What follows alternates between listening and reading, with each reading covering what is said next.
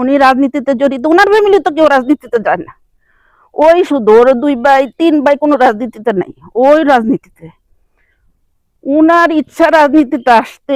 আমরা চিন্তা ভাবনা করে উনারও ইচ্ছা, জনগণেরও ইচ্ছা, জনগণেরও একটু ইয়ে, উনি না রাজনীতিতে করবে। আমি ওনাকে মানে পিছন থেকে যতটুকু সাধ্য মতো আমার অভিজ্ঞতাতে, আমার বাবার রাজনীতি জীবনের অভিজ্ঞতা তো আমার কাছে আছে, সেটুক থেকে আমি ওনাকে সাহায্য করতেছি পরামর্শ দিয়ে, যে জনগণের পাশে যান, জনগণের সাথে কথা বলেন, জনগণের সাথে ডোর টু ডোর হারেন।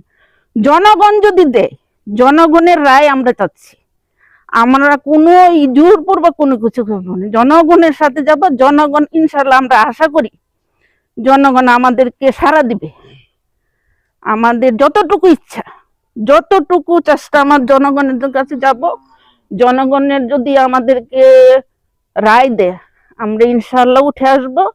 আর তারপরেও যদি আমরা উঠে না আসতে পারি, আমরা গ্রামের বাড়িটা আমার শ্বশুরের কবরস্থান এখানে, আমাদেরও মৃত্যু পরে এখানে কবরস্থান হবে।